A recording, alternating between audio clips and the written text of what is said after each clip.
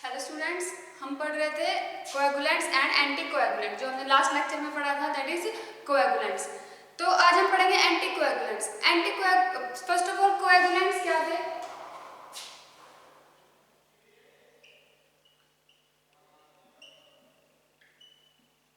Coagulants हमने last lecture में पढ़े थे, तो क्या था? जो ब्लड को क्लॉट करने में हेल्प कर रहा था, जो अलाउ कर रहा था, which allows blood to clot.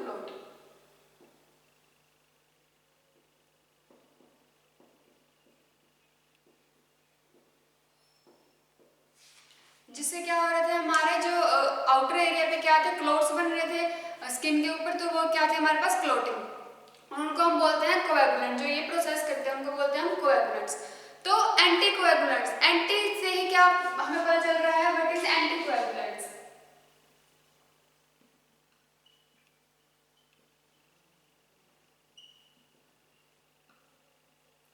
Anti coagulants means क्या हुआ? जो कोएगुलेंट्स का अपोज करे, मतलब कि वो ड्रग्स जो डिले करता है किसमें? ब्लड कोएगुलेशन में। ड्रग्स विच डिले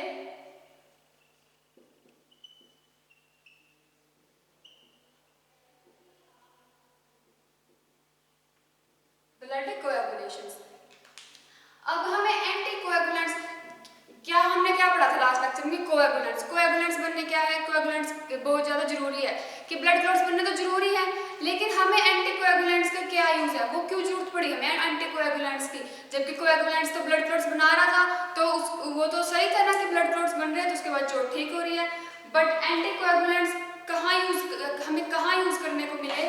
कि जब मान लेते हैं कि हमें कोई चोट लगी है, जैसे कि कोई अंदरूनी चोट लग जाती है, कोएगुलेंट्स की जरूरत कहाँ पड़ी? जब जैसे कभी कभी क्या होता है कि चोट बाहर वाली तो ठीक हो जाती है, लेकिन अंदर से जैसे खून जम जाता है, मतलब उसको हम क्या बोलते हैं? कोएगुलेशन होगी। उसको हम बोलते हैं इंटरनल कोएगुलेशन। क्या बोलते हैं उसको? Internal clotting. क्या बोलते हैं उसको? Internal clotting. कैसे हुई? जैसे मान लो हमको ये ब्लड वेसल्स है हमारे पास, जब ये ब्लड वेसल्स के अंदर चोट लग जाती है, तो एक बार तो मान लो बाहर अगर कट पड़ा है तो बाहर ब्लड आएगा, वो बाहर ब्लड आ रहा है तो वहां पे क्लोट बन जाएंगे, क्लोटिंग की वजह, कोएगुलेशन की वजह से, कोएगुलेंट की वजह से। बट अगर वह क्लोट अंदर भी बन जाए कि एंटी कोएगुलेंट, वो क्लोट क्या हो रहे हैं? अंदर भी बन गए, तो क्या करेंगे? वो क्लोट कुछ टाइम बाद वहां से छुटके, वहां से अलग होके वो हमारे ब्लड के साथ, ब्लड के डायरेक्शन में फ्लो करना शुरू कर देंगे। अब जो क्लोट्स हैं वो आगे क्या होगा? छोटा छोटा और पार्ट्स में कन्वर्ट होके वो आगे हमारे क्या कहीं नहीं पहुंच सकता, ब्लड के साथ फ्लो करता करता। अब जब ब्लड के साथ फ्लो करते करते वो बाय चांस अगर ब्रेन की कैपिलरी के अंदर फंस जाए, तो ब्लड का क्या हो जाएगा? कैपिलरी तो बहुत छोटी सी होती है, उसके अंदर अगर ब्लड का क्लॉट फंस गया तो क्या हो जाएगा? ब्लड फ्लो करना बंद कर देगा, जिससे क्या हो जाएगी? एक्सीडेंटल पार्ट हो गया ना ये तो, कि ब्लड क्लॉट करना बंद। तभी तो बोलते हैं कि क्या ब्रेन ने काम करना बंद कर दिया, ब्लड पास नहीं हो रहा ब्रेन के अंदर से। ऐसे तो क्या होता है, वो जो हमारे पास अंदर क्लोट्स बने थे वो क्या हो जाते हैं? वहां से सेपरेट होकर स्किन से वो ब्लड के साथ फ्लो करना शुरू कर जाते हैं, जिससे वो आगे जाके ब्रेन की जो नसें होती है उनके अंदर, कैपिलरी के अंदर जाके फंस जाते हैं। इसे एक छोटा सा डायग्राम देख लेते हैं कैसे बना। जैसे यहाँ से क्या था, ब्लड जो थे हमारे पास, तो यहाँ से एक शार्प जो हमारे पास थी, शार्प कुछ कट मारा उसने, शार्प थिंग ने, तो यहाँ पे कट पड़ गया, यहाँ से कट पड़ गया, तो जो यहाँ पे वो क्या बन गए? ब्लड के क्लोट्स बन गए। अगर यही ब्लड के क्लोट ऊपर इसके अंदर बन जाए, यहाँ पे बने हुए हो, यहाँ से तो ठीक हो जाएगा, यहाँ से ठीक हो जाएगा, बट यही क्लोट जब अंदर हो तो क्या करेंगे? कुछ टाइम के बाद ये इससे अलग हो जाएंगे। तो कुछ टाइम के बाद ये स्किन से अलग हो जाएंगे, स्किन से अलग होके तो ये ऐसे हमारे ब्लड के अंदर फ्लो करना शुरू कर देंगे, ब्लड की डायरेक्शन में उसके साथ फ्लो करना शुरू कर देंगे। अब ये आगे और छोटे छोटे पार्ट्स में जैसे ब्रेक हो गया,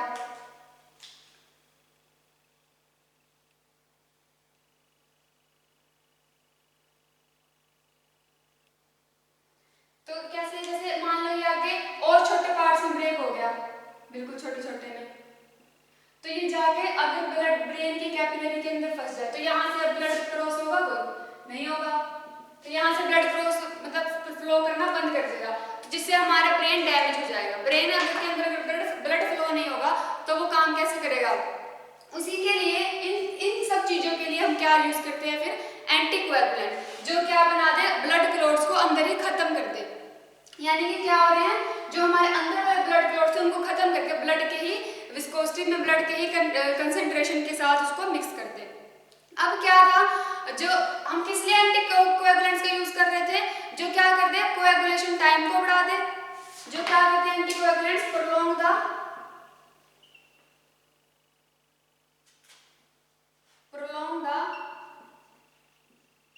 coagulation time of blood। जो क्या कर रहे थे, कोएगुलेशन टाइम ऑफ ब्लड को इंक्रीज कर रहे थे।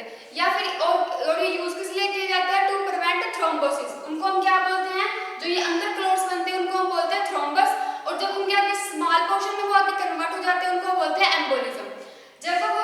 जब वो थ्रोम्बस फॉर्म में होते हैं उसको बोलते हैं, इसका स्टेशनरी फेज में है। वो किसमें है, स्टेशनरी फेज में, यानी कि जब बड़े फॉर्म में होते हैं उनको बोलते हैं स्टेशनरी फेज में, यानी कि थ्रोम्बस बने हुए हैं उसके अंदर। तो जब वो छोटे में कन्वर्ट हो जाता है उसको हम बोलते हैं एम्बोलिज्म।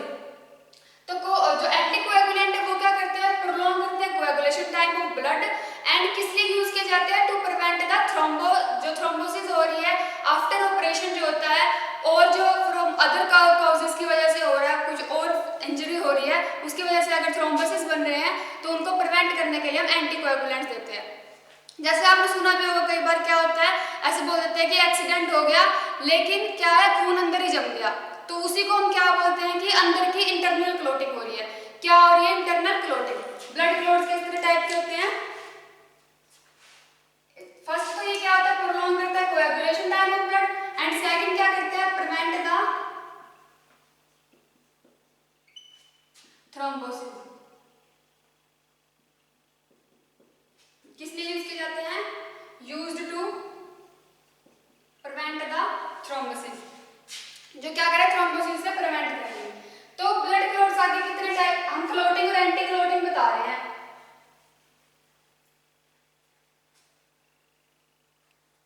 क्या था, कोएगुलेंट्स एंड एंटीकोएगुलेंट्स। तो आगे क्या है, ब्लड क्लॉट्स आगे टू टाइप्स के बनते हैं, जैसे कि इंटरनल एंड एक्सटर्नल। तो जो इंटरनल ब्लड क्लॉटिंग हो रही है उसमें हम यूज करते हैं एंटीकोएगुलेंट्स, एंड जो एक्सटर्नल हो रही है उसके लिए तो कोएगुलेंट्स है ही। जो एक्सट्रिंसिक होती है वो तो किसी भी इंजरी से, जैसे सिंपल हो गया, एक्सीडेंट हो जाता है, फूट लग जाते हैं, कहीं से कट पड़ जाता है, तो उसको हम बोलते हैं कि वो क्या है, एक्सटर्नल, जो हमें बाहरी तौर पे हमें दिख रहा है कि यहाँ पे क्या है, चोट लगी है। बट इंट्रिंसिक इसमें क्या होता है, जो प्रोटीन फैक्टर्स होते हैं वो इंक्रीज हो जाते हैं, एंड थ्रोम्बोप्लास्टिन होता है, वो होता है इंटरनल फैक्टर के अंदर। तो आगे क्या है, ब्लड क्लॉट्स,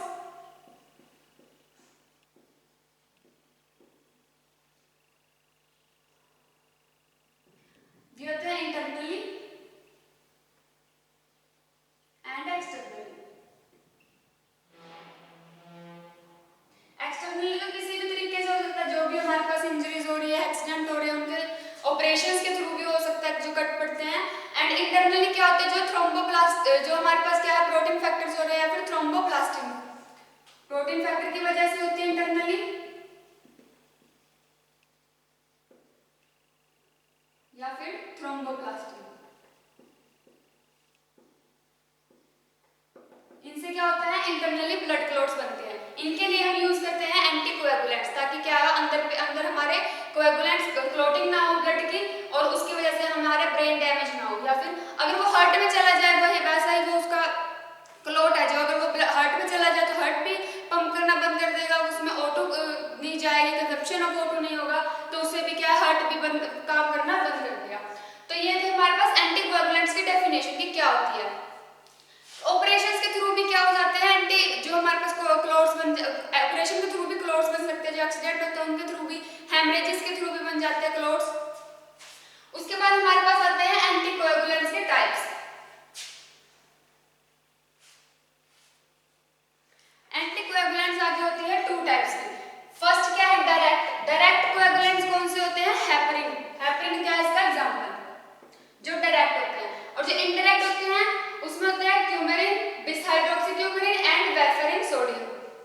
डिसाइडोक्सीक्यूमिन को हम बोलते हैं डिस्क्योमेरल। डिस्क्योमेरल, ये दोनों क्या, ये सारे क्या है, एंटीकोएगुलेंट ड्रग्स, जो हम अभी पढ़ेंगे नेक्स्ट।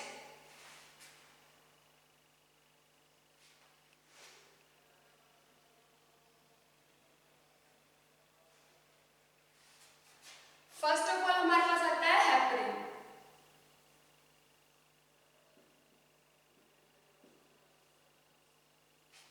हेपरिन क्या हमारे पास एंटीकोएगुलेंट है एक टाइप का।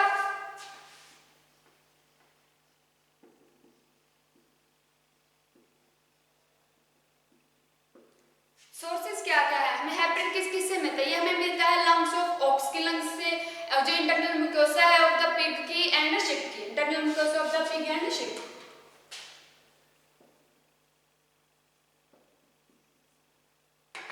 क्या क्या सोर्सेज है, lungs of aux and internal mucosa of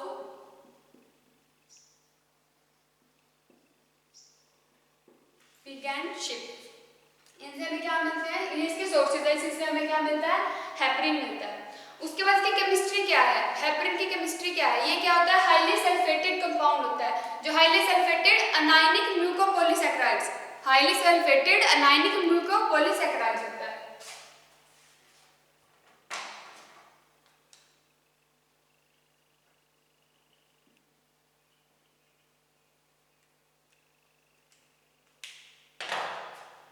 highly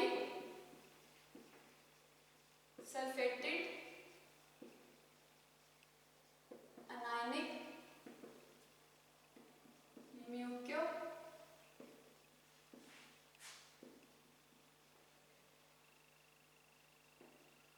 polysaccharides.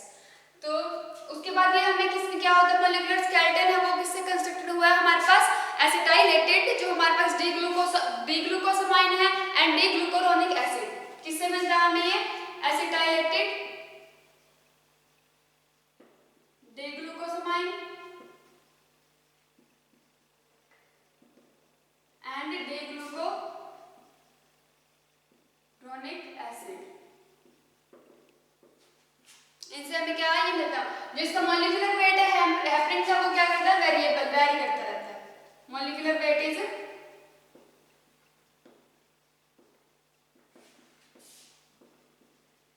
Variable. ये है इसकी केमिस्ट्री। नेक्स्ट इज इसकी physical properties.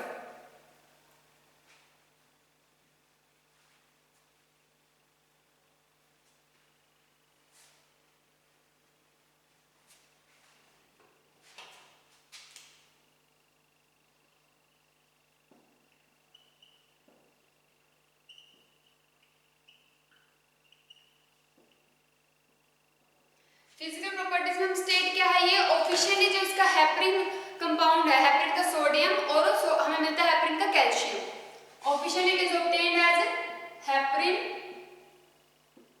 Sodium and heparin calcium. कौन सा कलर का होता है, व्हाइट क्रिस्टलाइन पाउडर की फॉर्म में व्हाइट होता है या फिर क्रीमी व्हाइट, बोथ व्हाइट और क्रीमी व्हाइट।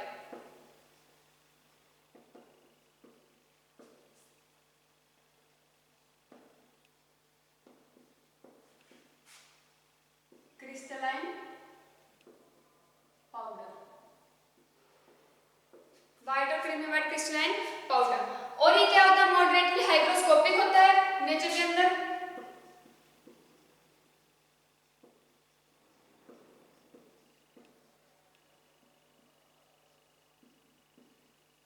मॉडरेटली क्या होता है, हाइग्रोस्कोपिक होता है, फ्रीली सोल्यूबल है किसके अंदर, वाटर के अंदर।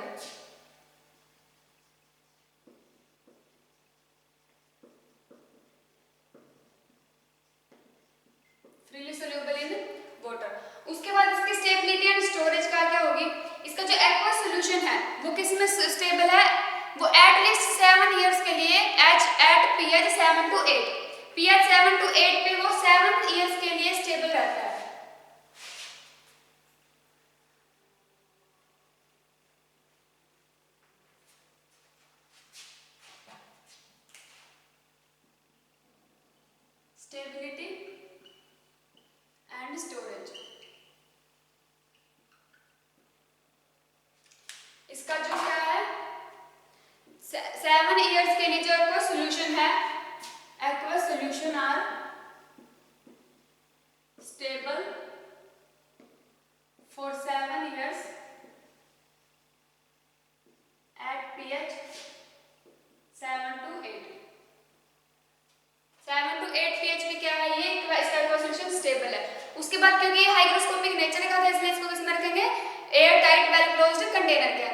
अब इसके यूजेस क्या क्या है, इसको हेपरिन को हम यूज कहाँ करते हैं, जो हमारे पास हेमरेजेस हो जाते हैं उनको ट्रीट करने के लिए, वेन थ्रोम्बोसिस हो रहे हैं मेनली किसमें, थ्रोम्बोसिस के अंदर, जब थ्रोम्बस बन जाते हैं तो उनको खत्म करने के लिए हम क्या यूज करते हैं, हेपरिन का जो एंटीकोएगुलेंट्स है उनका यूज करते हैं। जैसे कोई ओपन हार्ट सर्जरी हो रही है उसको ट्रीट करने में, इसको वैस्कुलर सर्जरी हो रही है, ओपन हार्ट सर्जरी हो रही है, उनमें हम क्या यूज करते हैं, उसके दौरान हम यूज करते हैं एंटीकोएगुलेंट्स, ताकि अंदर कोई क्लॉट ना बन जाए जिसकी वजह से आगे कोई दिक्कत ना आए। एंड जो ब्लड ट्रांसफ्यूजन हो रहे हैं उनके अंदर ब्लड ट्रांसफ्यूजन हो रही है तब भी हम क्या यूज करते हैं, एंटीकोएगुलेंट साथ में देते हैं ताकि कोई भी दिक्कत ना आए। उसके बाद जो हेपरिन है वो हमें किस फॉर्म में मिलता है, हेपरिन के इंजेक्शन बनते हैं एंड हमें मिलता है वेपरिन के नाम से, जो थ्रोम्बोफोब जेल है उसके नाम से, and Proctosedyl. वेपरिन,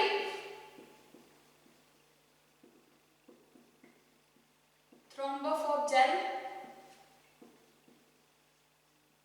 and प्रैक्टोसेडाइल।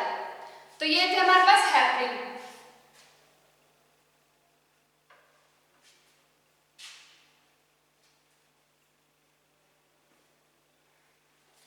Next drug आते हैं हमारे पास वेरफेरिन। क्या, वेरफेरिन।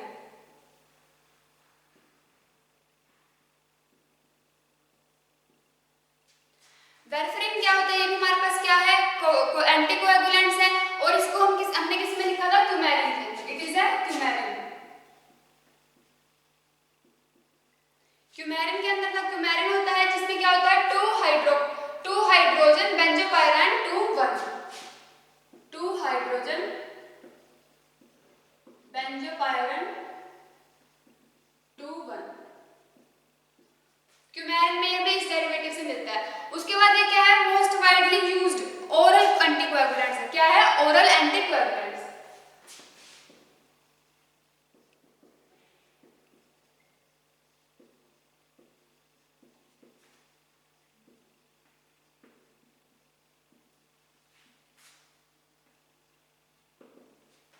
हमें इसकी फिजिकल प्रॉपर्टीज में क्या लिखना, फिजिकल प्रॉपर्टीज होता है इसका जो सोडियम साल्ट है, इट्स सोडियम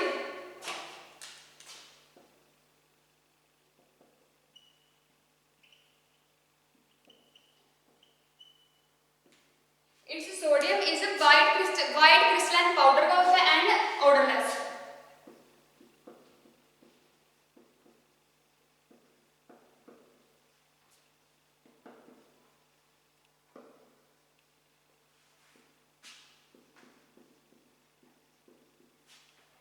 ऑर्डरलेस होता है, बिटर इन टेस्ट होता है, एंड उसके बाद ये स्लाइटली सोल्यूबल है वाटर के अंदर बट फ्रीली सोल्यूबल है अल्कोहल के अंदर। Bitter in taste, then slightly soluble in water,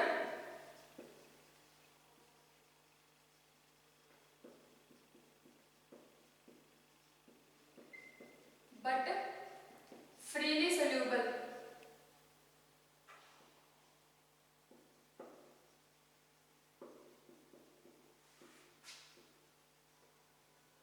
freely soluble होता है अल्कोहल के अंदर। देन इसकी स्टोरेज कहाँ होगी, इसकी स्टोरेज होगी एयर टाइट कंटेनर के अंदर, क्योंकि एयर से क्या हो जाता है, इजीली इफेक्ट हो जाता है। एंड इसकी डोजेस फॉर्म हमें इसकी मिलते हैं वेरफेरिन के टैबलेट्स एंड वेरफेरिन के इंजेक्शन। एंड ब्रांड नेम से मिलता है सोफारिन के नाम से, सोफारिन इसका ब्रांड नेम है। ये था हमारे पास वेरफेरिन हो गया। नेक्स्ट हम पढ़ेंगे डाइक्योमल।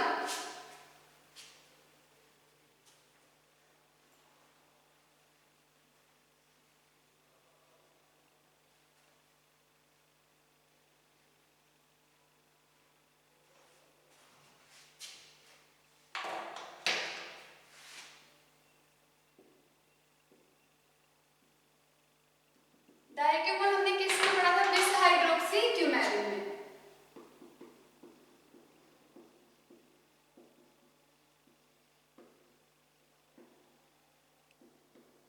बिस हाइड्रोक्सी क्यूमेरिन को क्या बोलते हैं, और डाइक्योमल, ये मैंने अभी टाइप्स में भी बताया था कि इनको क्या बोलते हैं, डाइक्योमल एंड डाइक्योमेरोल लिख सकते हैं, डाइक्योमेरोल। ये भी क्या है, एक ओरल एंटीकोएगुलेंट्स है। क्या है, ओरल एंटीकोएगुलेंट।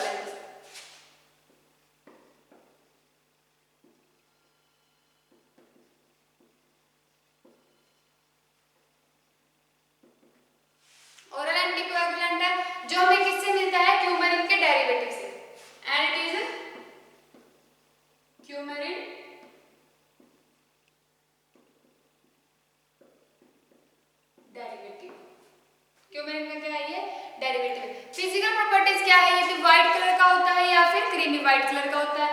एंड क्या होता है, ऑर्डरलेस होता है या फिर इसका होता है फेंट प्लीजेंट ऑर्डर, यानी कि थोड़ा सा स्मेली स्मेली सा order. And slightly bitter taste का होता है। Next is physical properties.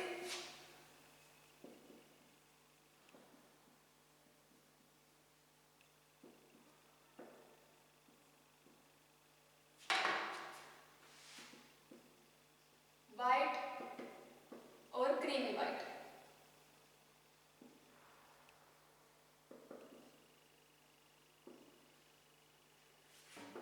Crystalline powder,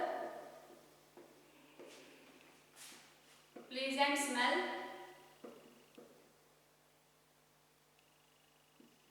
pleasant order, bitter in test.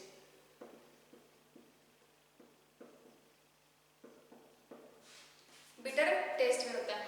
उसके बाद इसकी सोल्यूबिलिटी एंड स्टेबिलिटी क्या है, प्रैक्टिकली इनसोल्यूबल है वाटर के अंदर बट स्लाइटली सोल्यूबल है क्लोरोफॉर्म के अंदर। Practically insoluble in water but slightly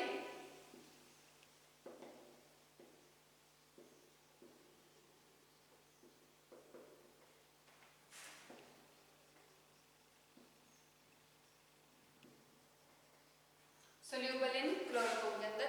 और रीडली सोल्यूबल है सॉल्यूशन ऑफ जो हमारे पास अल्कली हाइड्रोक्साइड उनके अंदर क्या है, रीडली सोल्यूबल है।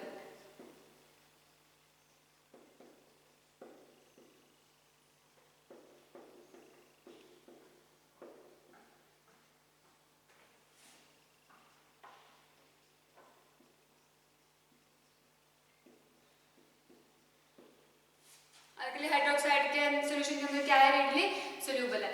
स्टोरेज कहाँ आएंगे, क्योंकि डिस्कलर्ड हो जाता है एयर के अंदर in the presence of light, so it is kept in an air tight container. उसके बाद डिस्कैमेरल के यूजेस क्या क्या है, सेम ही है जो क्या हमारे पास वेरफ्रिन के। वेरफ्रिन के यूजेस क्या है, वेरफ्रिन के यूजेस जो प्रिवेंट करता है या फिर ट्रीटमेंट के थ्रू जो डीप थ्रोम्बोसिस हो रही है, डीप थ्रोम्बोसिस हो रही है, उनके ट्रीटमेंट के लिए और प्रिवेंशन के लिए क्या यूज करते हैं हम, डाइक्यूमेरल अंडर यूज किया जाता है वेरफ्रिन के। तो वेरफ्रिन के यूजेस हैं जब डीप थ्रोम्बोसिस हो रही है, डीप वेन थ्रोम्बोसिस हो रही है, पल्मोनरी एम्बोलिज्म हो रहा है, उनको ट्रीट करने के लिए हम यूज करते हैं वेरफ्रिन का। एंड जो प्रिवेंट करें माइकार्डियल इन्फेक्शन हो रहा है उनको ट्रीट करने के लिए हम यूज कर रहे हैं। प्रिवेंट करने सिस्टमैटिक एम्बोलिज्म जो हो रहा है उनको ट्रीट करने के लिए हम यूज कर रहे हैं वेरफ्रिन का। एंड उसी के अंदर यूज होते हैं डाइक्यूमेरल। उसके बाद जो डोसेज फॉर्म है डाइक्यूमेरल हमें किस फॉर्म में मिलता है, टैबलेट्स की फॉर्म में, इंजेक्शन की फॉर्म में। एंड ये हमें मिलता है किसके नाम से है, डाइक्यूमेरल के नाम से मिलता है। Brand name is dicoumarol. तो यहाँ पे हमारे क्या है, एंटीकोएगुलेंट्स के ड्रग्स से कंप्लीट हो गए हैं। लास्ट लेक्चर में हमने कोएगुलेंट्स पढ़ लिया था, तो यहाँ पे हमारा ये चैप्टर कोएगुलेंट्स एंड एंटीकोएगुलेंट्स खत्म होता है। Thank you.